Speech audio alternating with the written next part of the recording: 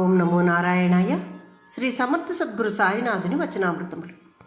అన్ని దానముల కంటే అన్నదానం ప్రధానమైనది.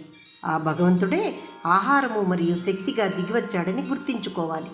అన్ని జీవులు ఆహారం ద్వారా ఉత్పన్నమవుతాయి మరియు ఆహారం ద్వారా వృద్ధి చెందుతాయి. కాబట్టి భక్తితో మరియు ప్రేమతో మరియు మంచి నాణ్యతతో కూడిన ఆహారాన్ని అందించాలి.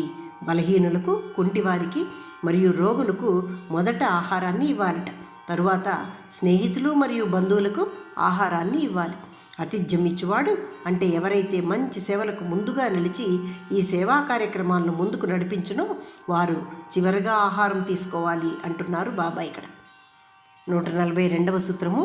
మనిషి తన జీవన కార్యకలాపాలందు ఆహారమును ఇతరులకు పంచుట అనగా అన్నదానం చేయునప్పుడు అతను ఎన్ని సద్గుణాలు కలిగి ఉన్నా అవి ప్రకాశిస్తాయి. అవి అన్నదానం చేయనివాడు ఎటువంటి సద్గుణాలు కలిగి ఉన్ననో అవి ప్రకాశించవు అంటున్నారు బాబా. అన్నదానం చేసే ఆచారాన్ని విస్మరించినప్పుడు మనము చేయు ఇతర ధర్మాలన్నీ మరుగునపడును అంటున్నారు.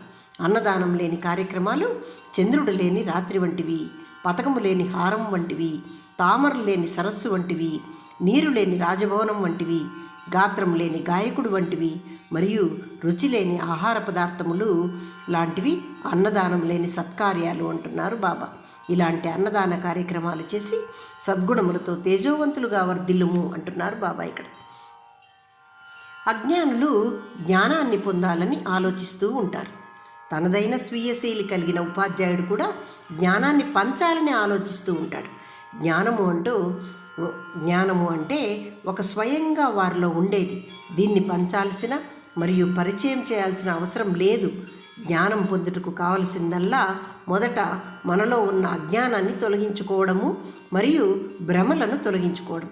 నిజమైన జ్ఞానము సత్యము ఏమిటి అని తెలుసుకోవటం. మనము నిజము అని భ్రమపడుతున్న ఈ ప్రపంచం అశాశ్వతమని గుర్తించాలి. మనం ఏమి అని తెలుసుకుని ఆత్మజ్ఞానాన్ని పొందుటచే ఏది సత్యము, దానితో మనం ఏ విధంగా అనుసంధానించబడాలి అన్నది తెలుసుకుంటూ ఉండాలి అని చెప్పారు బాబా. ఇక్కడ 144వ సూత్రము. బాబా చెప్తున్నారు, నువ్వు నాకు భిన్నంగా లేవు, నేను నీకు భిన్నంగా లేను. ఉన్నది ఒక్కటే, ఒకే ఒక్క చైతన్యము అనేది. అదే దాని ఉనికి స్వభావంతో ఉన్నది ఆ చైతన్యం. స్పృహాశక్తితో అనేక నిర్మాణాలుగా అంటే వస్తువులుగా విశ్వమునందలి సకలము అగుపిస్తూ ఉంటుంది. అంటే మనసు ఎందు ఉన్న స్పృహాశక్తితో మనకు ఈ విధంగా వస్తువులు, నిర్మాణాలు అనేక విధములుగా విశ్వమునందు అగుపిస్తూ ఉంటాయి.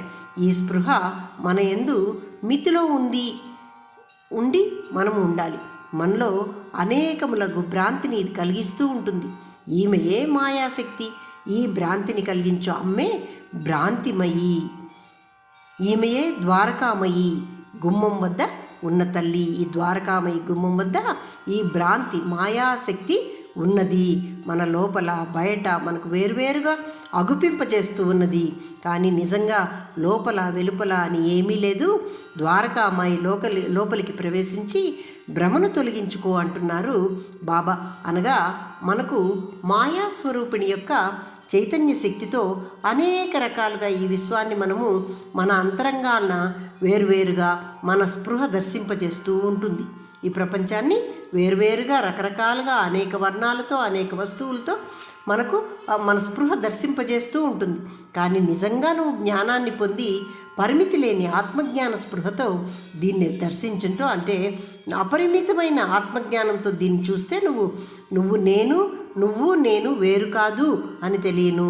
లేనిచో నీవు ద్వారకామయిలోకి అడిగిడి ప్రవేశించు, నీ భ్రమలన్నీ తొలగిపోతాయి, నీ భ్రమలన్నిటి నుండి నీవు అధిగమిస్తావు అంటున్నారు బాబా. ఇక్కడ ఓం నమో నారాయణాయ.